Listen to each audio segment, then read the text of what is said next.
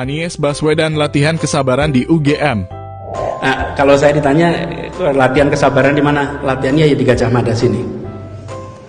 Karena di tempat ini waktu itu masih di gelanggang mahasiswa. Kita ada perbedaan-perbedaan pandangan di antara mahasiswa. Tapi kekuatan masa mahasiswa itu. Makanya itu buat teman-teman semua yang masih kuliah. Ini banyak mahasiswa kan di sini. Yang mahasiswa angkat tangan coba. Ini mahasiswa semua ya, betul. Ntar saya foto sebentar.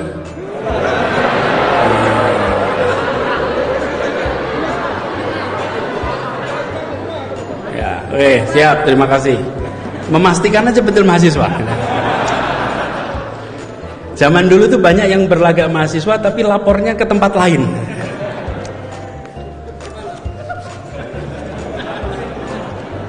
Nah, ini teman-teman, zaman mahasiswa. Waktu itu masih di gelanggang mahasiswa. Saya pernah, waktu itu saya ketua senat. Kemudian ada yang menentang senat mahasiswa. Tidak setuju dengan adanya senat. Dan apa yang terjadi? Debat. Debat pernah diadu, debat.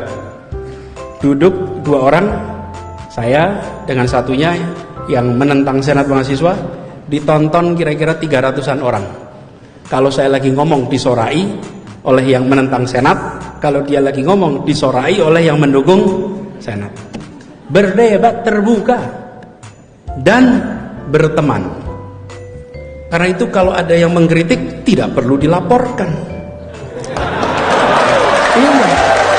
Karena itu lanjut gitu ini lah. Ojo ngompori mas. Tadi perdebatan itu menjadi sesuatu yang lumrah, apalagi di kampus. Kalau di kampus ada rasa takut untuk berbicara tentang kenyataan, maka kampus itu sedang mengalami masalah. Ya, pasti.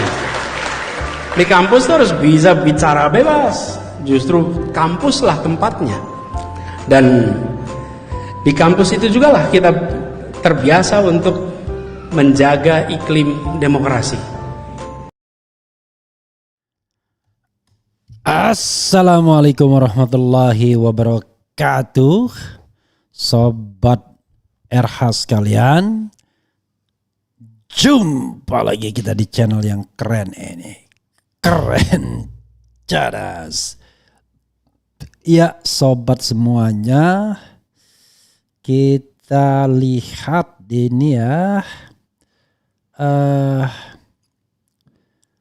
ada video lama Anies Baswedan bicara di depan mahasiswa UGM, entah kapan tapi rasanya tidak lama-lama banget ya.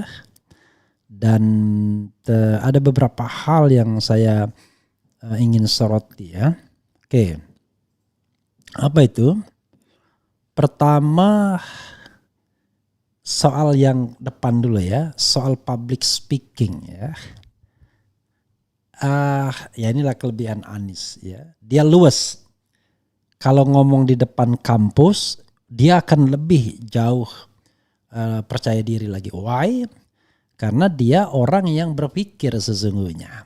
Orang yang punya konsep, punya akal sehat, punya obsesi, punya pemikiran yang akan jauh lebih apresiatif, saya katakan apresiatif saja, seandainya kalau dikemukakan di kampus. Karena tentu yang datang itu adalah orang-orang yang berpikir, insan yang berpikir. Jadi tidak hanya sekedar teriak-teriak, karena tipikal Anies itu sebenarnya bukan tipikal teriak-teriak, tapi tipikal dialogis. Kalau yang begitu tidak cocok, frankly speaking ya, untuk model Megawati. Karena model Megawati itu adalah model pidato yang berjarak, bukan dialogis. Monolog cenderung. Tidak juga cocok buat Prabowo Subianto yang modelnya sama dengan Megawati rasanya. Walaupun dalam hal ini jauh lebih santai Prabowo kalau menyampaikan sesuatu, lebih genuine. Megawati ya di lingkungannya saja. Bagaimana dengan Ganjar? Ganjar juga luas, tapi ini observasi pribadi ya. Ganjar juga luas. Tapi Ganjar dalam tanda kutip sering merendahkan lawan bicaranya atau lawan debatnya atau audiensnya. Nah itu penyakit yang menurut saya ya harus ya entahlah kalau mau dievaluasi atau tidak terserah. Nah, tetapi dalam lingkungan tertentu orang seperti Anies dianggap muter-muter, dianggap terlalu teoritis dan lain sebagainya. Jadi memang selalu begitu, padahal dia ingin menjelaskan setuntas-tuntasnya. Jadi orang kayak Anies itu ditanya 2+2. Dia tidak mau mengatakan langsung 4. Tapi dia pengen why 4 itu. Apa rational behind ya. Di balik 4 itu. Nah itu yang kita harus pahami ya. Cuma memang Anies disuruh bicara di depan kampus. Apalagi kampus UGM ya seperti kolam dengan air dengan ikan saja. Jadi pasti menyatu. Jadi karena itu tidak heran kalau Anies tidak pernah ragu-ragu untuk memenuhi undangan kampus. Karena dia tahu kampus itu pasti punya daya serap, daya intelektualitas, mampu berdebat, berdialog secara konstruktif dan sehat. Anies pun bukan orang yang kemudian tidak bisa istilahnya ya. Pokoknya sekedar mempertahankan ego dan pendapat. Enggak, karena dia insan akademik juga. Sobat Era sekalian, coba kita lihat ya bagaimana yang disampaikan Anies Baswedan tadi soal video yang lama itu ya. Dan memang menarik ya apa yang disampaikannya. Memang enggak ada beritanya. Tetapi video lama itu menggambarkan bagaimana watak Anies. Tadi saya mengatakan dari sisi penampilan. Bagaimana kalau kita kaitkan dari sisi substansi? Gini, ketika diminta berikan penilaian tentang demokrasi kebebasan di Indonesia, jangan lupa Anies memberikan skor 5-6. Ganjar 7,5. Kemudian Prabowo Subianto 8. Nah ini mewakili subjektivitas masing-masing. Orang seperti Prabowo, orang seperti Ganjar Pranowo pasti tidak akan merasakan bagaimana pemerintahan sekarang ini sangat represif terhadap kebebasan berpendapat. Pasti tidak akan mengapresiasi apa yang disampaikan oleh Freedom House. Karena mereka part of the government, part of the regime. Tapi orang seperti Anies paham betul bahwa masih ada persoalan berat terhadap aspek kebebasan sipil kita. Sehingga menahbiskan Indonesia sebagai partly free, negeri separuh bebas. Lewat aja dari rezim otoriter sesungguhnya.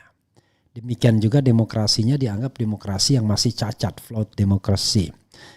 Nah ini sudah berlangsung bertahun-tahun sejak pemerintahan Presiden Jokowi. Kalau kebebasan yang partly free itu ya kira-kira sejak 2015-2016. Jadi Freedom House tidak lagi menampakkan kita sebagai negeri yang full free tetapi partly free. Ya, karena itu ya yang selalu menjadi kegemasan adalah ketika dikritik berbeda pendapat lapor.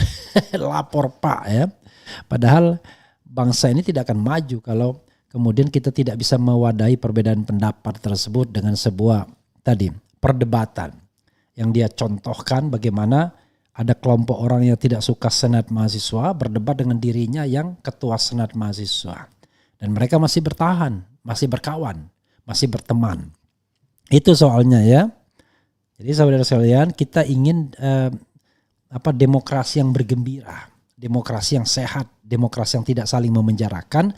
Tapi demokrasi yang menghargai perbedaan, tetapi juga kemudian tidak takut untuk memperdebatkan perbedaan tersebut. Toh kita punya state boundary-nya, national boundary-nya kita punya. Kita punya batas-batasnya, nggak bisa juga kita go beyond. Apa batas-batas kita? Pancasila. Ya, as long as Anda masih berpegang dan berpijak pada Pancasila, maka Anda sah ngomong apa saja. Ketuhanan yang Maha Esa nggak ada kaitannya kritik pemerintah anti ketuhan atau mengkritik pemerintah adalah anti kemanusiaan, mengkritik pemerintah anti persatuan, mengkritik pemerintah apalagi anti demokrasi, nggak mungkin kan? dan mengkritik pemerintah anti keadilan sosial. Justru sebaliknya, kritik pada kekuasaan itu karena kita ingin menegakkan Pancasila, mulai dari sila pertama hingga sila kelima. Jadi bukan sebaliknya. Kalau sebaliknya, itu orang kurang gaul ya, kurang bergaul. Jadi politik yang riang gembira itu adalah bukan politik yang tidak ada kritik tajamnya. Tapi Anda boleh dikritik tapi kita tetap teman. Anda boleh dikritik bahkan dimaki-maki tapi saya ketawa saja. Karena saya tahu kita beda pendapat, beda orientasi dukungan dan lain sebagainya. Tapi the last ini untuk kebaikan Indonesia. Itu yang harus kita tanamkan. Jangan kemudian kita campurkan koruptor dengan orang yang mau berjuang baik bagi Indonesia. Atau misalnya koruptor menyelip di paslon-paslon tersebut dan menganggap bahwa mereka cinta Indonesia, tapi padahal mereka lah pengeruk kekayaan alam yang sejatinya. Mereka lah pelanggar hukum sejatinya. Mereka lah yang kemudian melarikan atau membawa uang ke luar negeri, capital flight dan lain sebagainya. Lalu di sini kita menganggap mereka NKRI banget, ya. Itu yang kita tidak boleh, ya. Jangan sampai kemudian tukang bawa uang ke luar negeri itu tiba-tiba seolah-olah dianggap paling NKRI dan sementara orang yang mengkritik kekuasaan itu sangat tidak NKRI. Come on, kita harus tahu ya mana yang loyang, mana yang emas. Oke. Kita bacakan komentar Sobat Era sekalian. Oke. Mantap Pak Anies, sehat selalu, semangat Nasdem, semangat PKB, semangat PKS, semangat Pak Anies dan Caimin. Semangat kita semua, semangat menuju perubahan. Salam keren cadas, gendang dipukul, keluar suara. Suara berbunyi dengan lagu Zapin. Politik harus dengan riang gembira, namun pilihan tetap pasangan Amin. Luar biasa ya. Tadi kan saya juga bikin ya, semangat kita terus membara. Ya, hadapkan muka ke depan cermin. Apa tadi ya? Kita berpolitiklah dengan riang gembira dan pastikan yang menang Anies Imin. Oke, keren jadas Bang Refli. Orang teraniaya dikucilkan, dioyok-oyok. Yakin Bang Refli berdasarkan pengalaman ini yang handal dalam ujian akan naik track recordnya. Semoga aja Anies terpilih di tahun 2024. Amin. Ya Rabbal Alamin. Anies pasti menang menjadi RI 1 karena dukungan umat Islam dari Sabang sampai Merauke. Salam akal sehat. Amin. Salam cadas, izin nyimak Bang Refli.